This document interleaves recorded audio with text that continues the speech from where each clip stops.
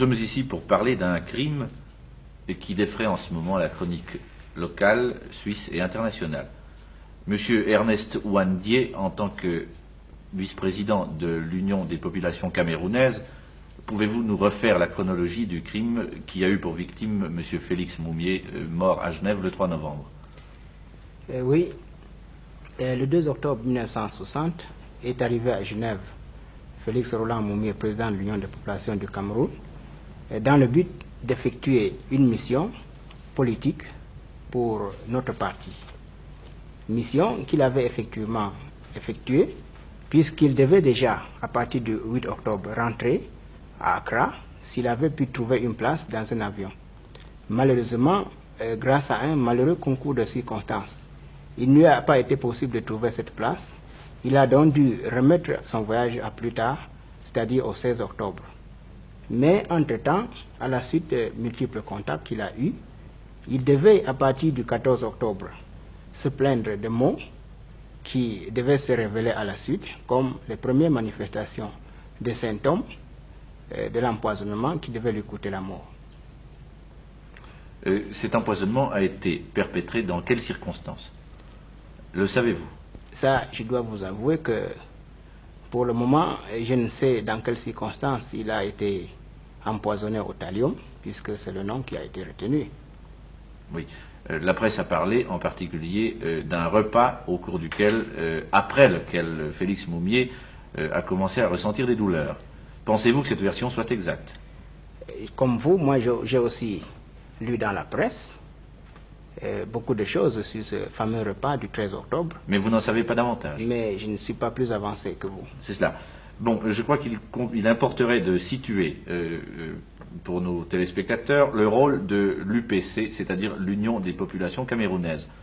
Voulez-vous le faire, s'il vous plaît? Voyez-vous, les réformes d'après la Deuxième Guerre mondiale ont permis au peuple camerounais, comme à tous les peuples opprimés d'Afrique et d'Asie, de se donner un parti politique. Et ce parti au Cameroun s'appelait l'Union des populations du Cameroun, par abréviation UPC. Quelle est la tendance de l'UPC? L'UPC était et demeure un mouvement franchement anticolonialiste et je dirais anti-impérialiste. Oui. Parce que l'UPC estime que la libération d'un pays du système colonial doit, si elle doit être réalisée, se faire de façon effective et totale. C'est cela. Oui. Donc, à la tête de l'UPC, M. Félix Moumié, mort aujourd'hui. Oui. Pouvez-vous me dire depuis quand M. Félix Moumié était à la tête de l'UPC?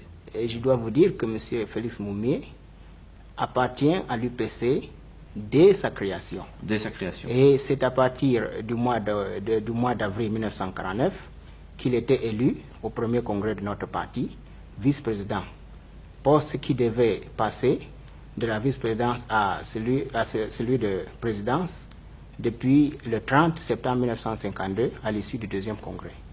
Et il meurt après s'être acquitté honorablement de ses responsabilités en tant que président de notre parti.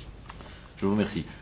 Si vous permettez, je vais passer à Mme Moumié, qui est devant nous maintenant, et lui demander si elle était au courant de toutes les activités politiques de son mari. Évidemment, non seulement que M. Moumié était mon mari, mais aussi il était mon compagnon de lutte, parce que moi-même je suis militant de ce parti. Où était votre domicile en ce moment, Madame Moumié? À Conakry. C'est-à-dire en Guinée? En Guinée.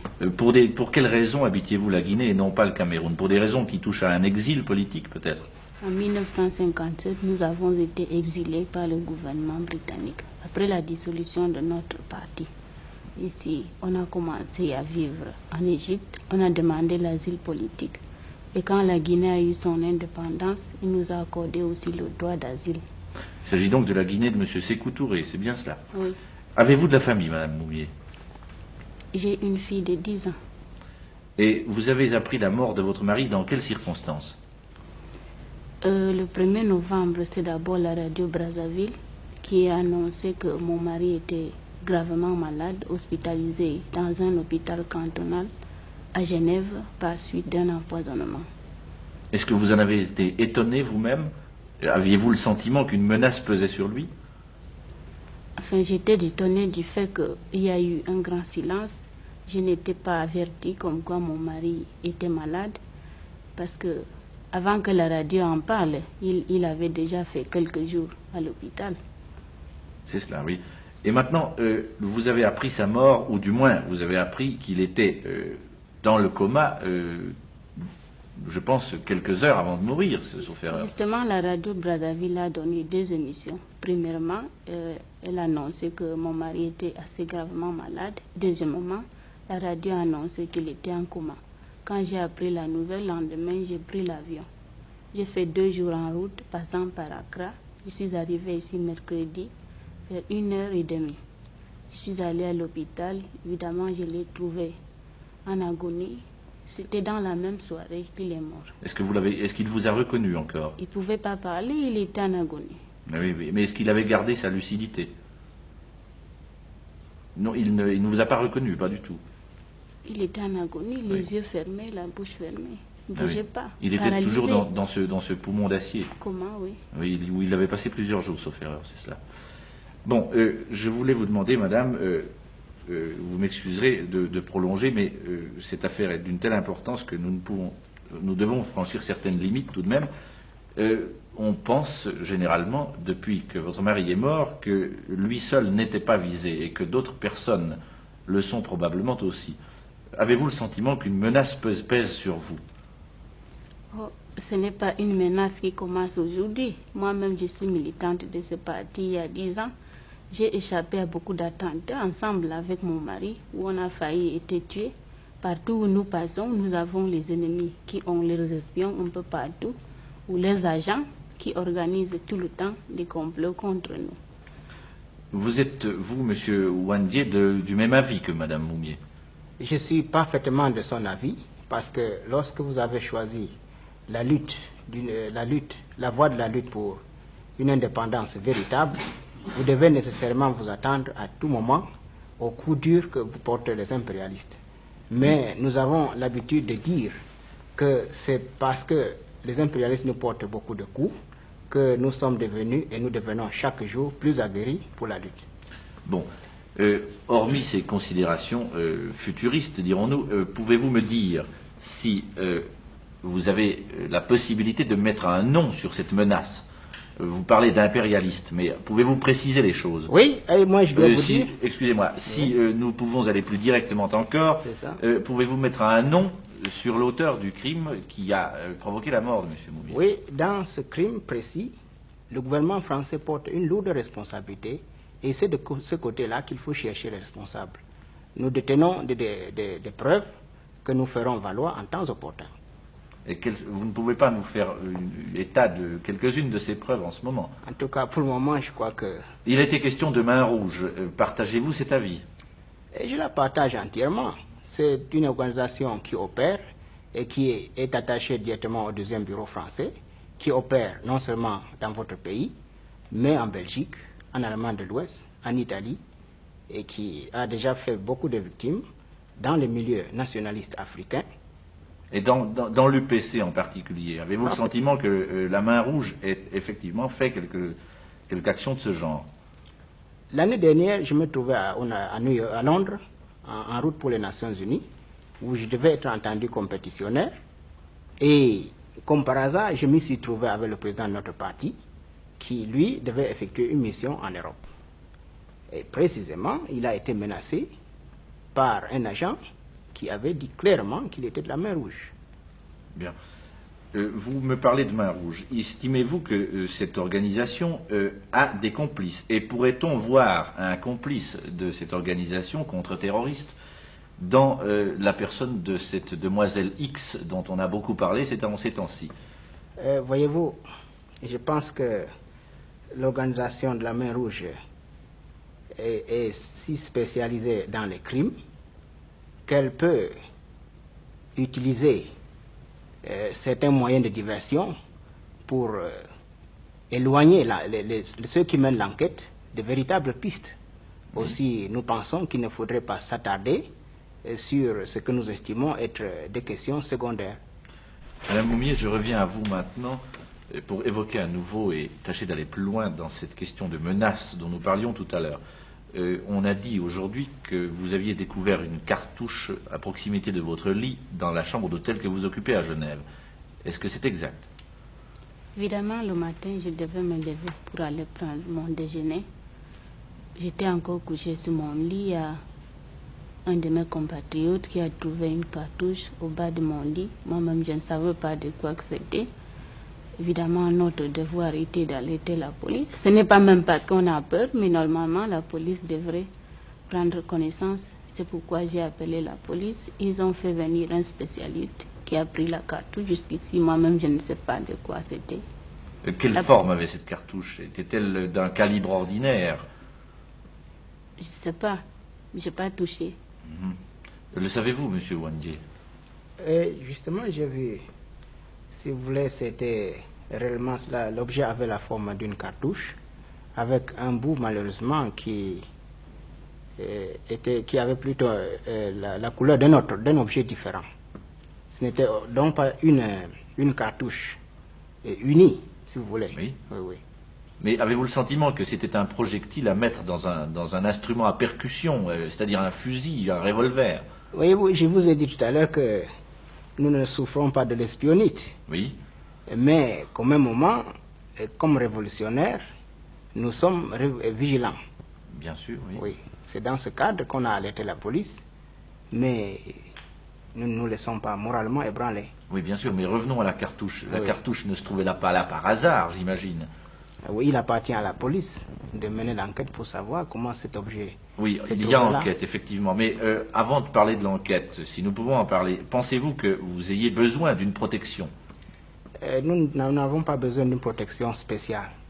Qu'entendez-vous par protection spéciale? Parce que il nous a été proposé hier une protection spéciale. Il nous a été proposé une protection spéciale. C'est-à-dire par agent civil? Oui, oui, agent civil qui devrait venir et rester devant notre chambre jour et nuit. On vous l'a offert? Oui, on nous l'a offert hier, nous l'avons décliné parce que nous estimons que notre passage en Suisse ne doit pas imposer des heures supplémentaires aux agents de la police, dès lors que, comme tous les autres citoyens, nous bénéficions déjà de la protection générale. Mais je veux bien, mais ce qui vient de se passer avec votre président, M. Félix Moumié, pourrait vous arriver aussi. Ne parlons pas de malheur, mais j'imagine que vous n'êtes tout de même pas des citoyens ordinaires. Et oui. à ce titre-là, on peut un peu s'étonner que vous décliniez la protection de la police quand elle vous est offerte. En tout cas, nous préférons que la police nous protège à distance. C'est cela, avec un peu de discrétion. Oui, c'est ça. Maintenant, estimez-vous qu'il soit possible que l'enquête fasse la preuve exacte des responsabilités dans le crime dont nous avons parlé? Tout dépend de la manière dont cette enquête sera conduite. Vous voulez dire par là qu'il pourrait y avoir certaines interférences d'ordre politique, j'imagine? Ce sont là nos craintes. Ce sont vos craintes. Oui. Et encore une fois, pouvez-vous désigner la nature de ces craintes et ce qui vous les inspire un peu? Ah, vous savez, ce n'est pas le premier crime de ce genre qui a été commis. Mais enfin, qui pensez-vous qu'intéresse la conduite de cette enquête dans l'impasse? Bon, le gouvernement français a intérêt à ce que le silence le plus complet soit fait autour de cette affaire. Oui, mais enfin, crime il y a. Il me semble qu'on doit quand même établir des responsabilités. Parfaitement. Et c'est pourquoi nous disons que ceux qui sont chargés de l'enquête devrait se placer au-dessus des considérations politiques et partisanes. Mais justement, vous parlez du gouvernement français comme s'il était à Genève, le gouvernement français. Vous êtes en Suisse, monsieur Wandié. Oui, je comprends parfaitement, mais vous n'oubliez pas qu'il y a les relations d'État à État. Ah bon? Oui, oui. Bon, ceci est un terrain assez particulier sur lequel nous n'avons pas à nous aventurer. C'est ça. Je crois qu'il serait peut-être utile maintenant de vous poser la question suivante. Pouvez-vous nous préciser le sens de la mission que M. Félix Moumié venait effectuer en Suisse? M. Moumié Félix venait effectuer en Suisse une mission politique. De quelle nature? Eh bien, une mission politique de propagande, d'information auprès de l'opinion publique de Suisse, parce qu'à un moment donné, nous avons cru qu'on pouvait donner un certain contenu à la neutralité dont se réclamaient les autorités helvétiques. Et vous dites bien que vous y aviez cru, et aujourd'hui? Ah, je ne dis pas que... En tout cas, nous y avons cru. Je préfère m'en tenir là. Bien. Que va devenir maintenant l'UPC, maintenant qu'elle est décapitée, que son chef a disparu? Vous savez, l'assassinat d'un chef politique n'a jamais résolu une crise politique. C'est certain. Bon, c'est un fait que le peuple camerounais ressent douloureusement la perte d'un de ses guides, mais à la longue, le peuple camerounais se dit qu'il a perdu un chef, mais que la lutte continue. C'est-à-dire que la relève est là et que vous êtes un élément de cette relève vous-même. Oh oui, nous avons des cadres qui sont sur place. Et d'ailleurs, laissez-moi vous dire que le président de l'UPC est mort le 3 novembre et Le Monde signale dans son numéro de 8 novembre que le 5 novembre, précisément dans la région de Mongo, l'armée de libération nationale camerounaise a procédé à des attaques qui ont coûté la mort à 5 personnes, n'est-ce pas? À des blancs? Blancs ou noirs. Oui, en guise de représailles. Tous ceux, pas en signe de représailles, dans le cadre de la poursuite du combat. C'est cela. Oui. Nous n'avons pas parlé d'un aspect très particulier de cette affaire, qui est devenu le corps de Félix Moumié. Est-ce qu'il il est retourné au Cameroun, à Conakry, ou bien Félix Moumié est-il enterré à Genève? Nous nous occupons en ce moment de toutes les opérations qui doivent aboutir au transfert de ce corps en Afrique. Madame Moumié, je voudrais vous poser une question au sujet de la plainte que vous avez déposée. De quand date cette plainte? Depuis 2 jours. 2 jours. Et est-ce que c'est cette plainte qui a motivé l'enquête dont nous avons parlé? Ou l'enquête était-elle en cours auparavant déjà? Il paraît qu'avant notre arrivée, la police avait déjà ouvert l'enquête. C'est cela. En somme, maintenant, vous vous êtes constitué partie civile. Partie civile. Et votre avocat est, sauf erreur, Maître Vergès. Est-ce que la présence de Maître Vergès, l'arrivée de Maître Vergès dans cette affaire correspond à des relations politiques directes entre l'UPC et Maître Vergès, ou du moins à des affinités politiques? Monsieur Ouandié. Nous n'avons pas attendu l'arrivée de Maître Vergès pour déposer la plainte. Mais nous avons cité Maître Vergès pour la bonne raison qu'il s'agit d'un avocat qui s'est acquis la sympathie de tous les peuples opprimés d'Afrique parce qu'il a toujours accepté de se porter au secours de ses patriotes en prison en Algérie, au Cameroun ou ailleurs.